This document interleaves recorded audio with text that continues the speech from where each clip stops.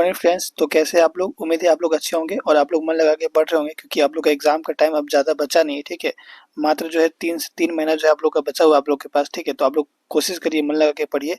और आप लोग के लिए हम जो है टॉपर सीरीज आप लोग के लिए ले आ चुके हैं। ठीक है, तो आप लोग जो है इस टॉपर सीरीज में जरूर शामिल होइए और ज़्यादा से ज़्यादा जो है फ्रेंड को शामिल कीजिए।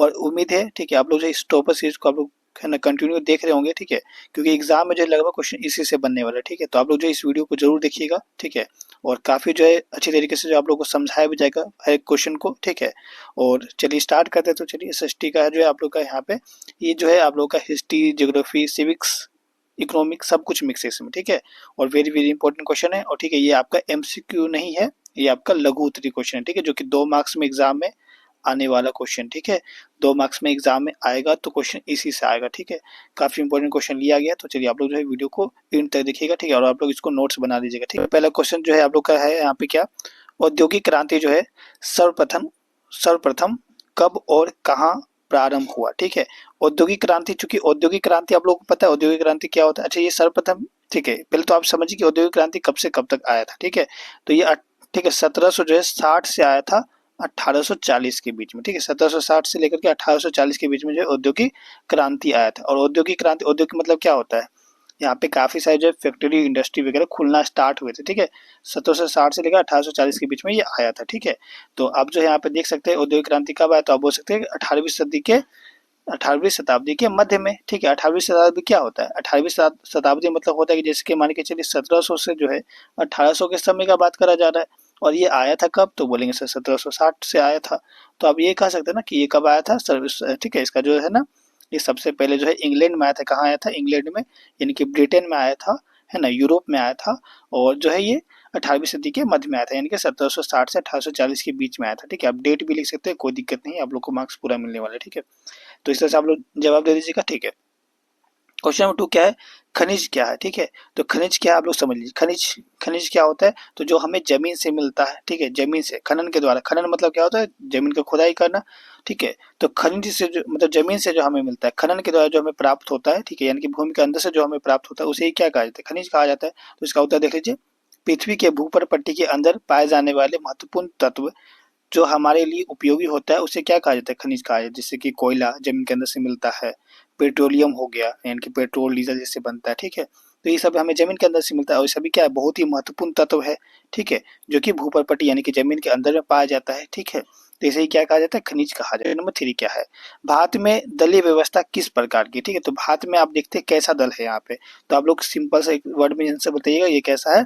तो ये बहुदलीय शासन व्यवस्था है। कैसा दल है, भारत में बहुदलीय। ठीक है, यहाँ पे कोई एक दल नहीं है, यहाँ पे बहुदलीय। ठीक है, ना एक दल ना दो दलीय, यहाँ पे बहुदलीय, क्योंकि यहाँ पे भारत में बहुत सारे दल है। कितने हैं, बहुत सारे राजनीतिक दल है। ठीक है, दल मतलब क्या होता है, दल मतलब क्या होता है, दल मतलब होता है पार्टी। क्या होता है, पार्टी होता है। ठीक है, तो भारत में एक पार्टी नहीं है, जैसे बीजेपी, कांग्रेस, है ना, आप पार्टी, जेएमएम पार्टी। ठीक है, तो इससे बहुत सारे पार्टी होते हैं। जैसे कि कहा जाए तो क्षेत्रीय दल होते हैं, और क्षेत्रीय दल से लेकर के राष्ट्रीय दल तक। ठीक है, क्षेत्रीय दल क्या होता है, जैसे किसी एक पर्टिकुलर क्षेत्र में, जैसे झारखंड मुक्ति मोर्चा क्या है, ये झारखंड के लिए है।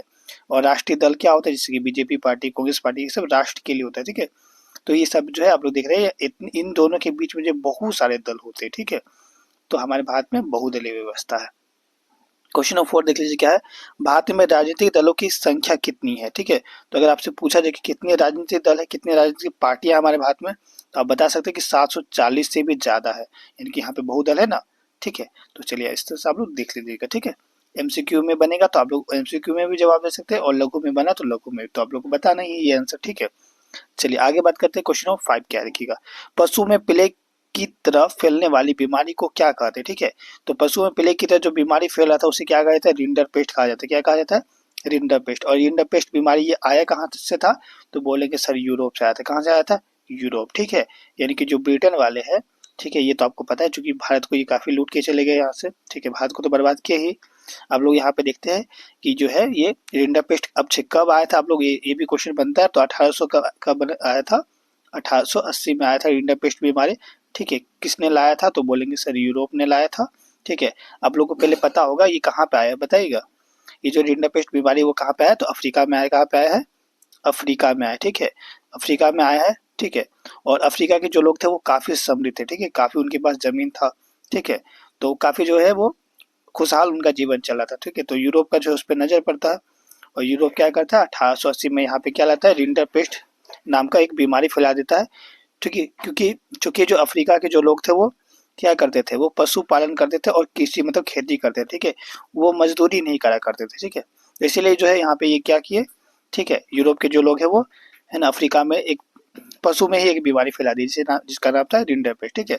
अब इसे चूंकि पशु में बीमारी फैल गया कि अब देखते हैं यहाँ पे जो है 90% से ज्यादा जो पशु है उनकी क्या हो जाती है, मृत्यु हो जाती है, ठीक है।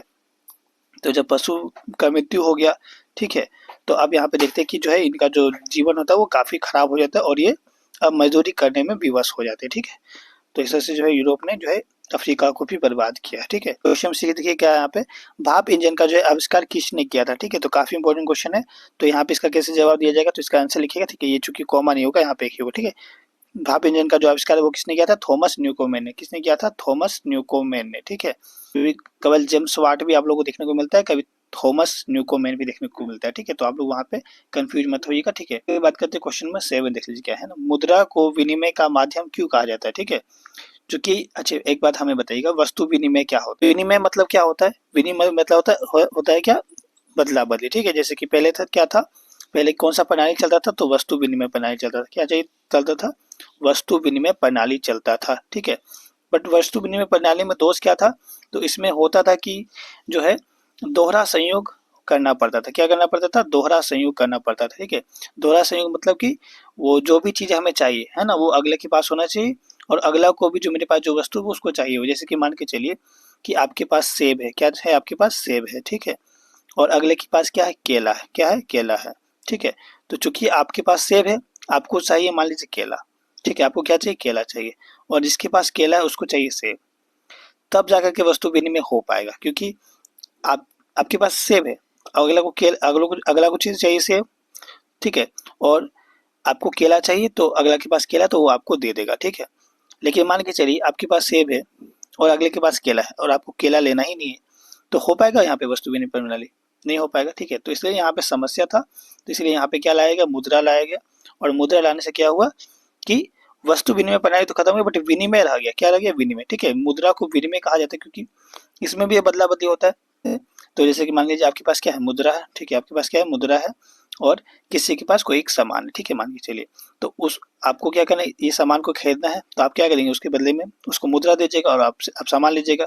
यानी कि हो रहा है ना, यहाँ पे भी तो लेन देन हो रहा है, ठीक है। तो ये भी मुद्रा को विनिमय यानी कि लेन देन, विनिमय मतलब होता है लेन देन, ठीक है। तो मुद्रा को विनिमय का माध्यम कहा जाता है, ठीक है। तो ऐसा आप लोग लिख दीजिएगा, ठीक है।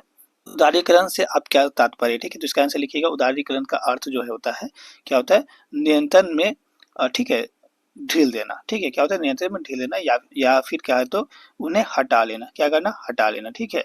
तो जिससे क्या होता है, हमारे देश का जो आर्थिक विकास है वो बढ़ता है, ठीक है। जिसके मान के चलिए कि आप जो है कोई एक देश है जो कि आप चाहता है कि हम आपके देश में आगे की फैक्ट्री बैठा है, क्या बैठा है, फैक्ट्री बैठा है, ठीक है, ठीक है। हम आपके देश में फैक्ट्री बैठा है। तो एक समय ऐसा भी आया था कि जब हमारा जो सरकार है भारत का, वो बोला था कि हम जो है किसी दूसरे देश से फैक्ट्री अपने भारत में बैठने नहीं देंगे, ठीक है। तो ये हो गया क्या कि तो है ना पाबंदी लगा दिया। बट नियंत्रण मतलब क्या होता है कि उसमें अब ढील दे दिया जाएगा, ठीक है। उसमें क्या है, उदारीकरण मतलब होता है ढील देना, उदारीकरण मतलब क्या होता है, ढील दे देना, ठीक है। यानी कि अब जो है बाहर से आएगा फैक्ट्री बैठेगा, ठीक है। अच्छी फैक्ट्री बैठने से क्या फायदा होगा, ठीक है, भारत को। तो फैक्ट्री बैठने से होगा कि जैसे मान लीजिए वो फैक्ट्री बैठाया है तो वो टैक्स भरेगा सरकार को, क्या भरेगा, टैक्स भरेगा, ठीक है। प्लस जब फैक्ट्री बैठेगा तो मजदूर भी तो वहां पे जाएंगे, ठीक है, वहां तो मजदूर भी तो जाएंगे, ठीक है। तो रोजगार भी मिलेगा लोगों को रोजगार भी मिलेगा, ठीक है। तो काफी सारे फायदे हैं यहाँ पे, ठीक है। चलिए आगे बात करते हैं, नेक्स्ट क्वेश्चन नंबर 9 क्या है, आयात शुल्क से आप क्या समझते हैं, ठीक है। आयात मतलब होता है वस्तु का आना, आयात मतलब क्या होता है, वस्तु का आयात आना, ठीक है। तो यहाँ पे देखिएगा, इसका यहाँ पे क्या लिखा हुआ है, किसी देश की सीमा पर उस देश में आयात होने वाले वस्तु पर लगाए गए, ठीक है, लगाए जाने वाले शुल्क को आयात शुल्क कहा जाता है, ठीक है। मतलब मान लीजिए कोई एक देश है और यहाँ पे भी कोई एक देश है, ठीक है। तो मान लीजिए दूसरा देश से जो है भारत में कोई सामान आ रहा है, ठीक है। तो वस्तु किसी दूसरा देश से भारत में आ रहा है, ठीक है। तो जब दूसरा देश से भारत में आएगा तो यहाँ पे एक टैक्स लिया जाएगा, क्या लिया जाएगा, एक टैक्स लिया जाएगा, ठीक है। कि आप हमें ये टैक्स भरो तभी जो हम वस्तु को आने देंगे भारत में, ठीक है। तो इसे क्या कहा जाता है, आयात शुल्क कहा जाता है, ठीक है। चलिए अब आगे बात करते हैं नेक्स्ट क्वेश्चन नंबर 10 नंबर, ठीक है। भारत में प्रथम आधुनिक वस्त्र मिल कब और कहाँ स्थापित की गई थी, ठीक है। देखिएगा भारत में प्रथम आधुनिक वस्त्र मिल की स्थापना जो है कब हुई थी, 1818 में हुई थी। कहाँ पे, कोलकाता में, ठीक है। समीप, जो कि समीप कोर्ट है ना, ग्लास्टर में, ठीक है, की गई थी।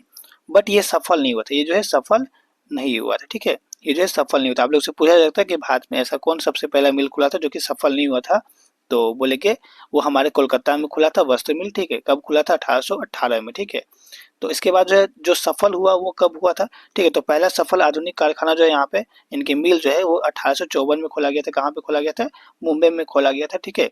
जिसे कावसजी डाबर द्वारा खोला गया। और इसका पार्ट टू जो है, चूंकि पार्ट टू भी जो है आप लोग का यहाँ पे 2 मार्क्स का ही क्वेश्चन रहेगा, ठीक है। तो आप लोग जो है इस वीडियो में ज़्यादा से ज़्यादा जो है कमेंट करिए, लाइक करिए, ठीक है।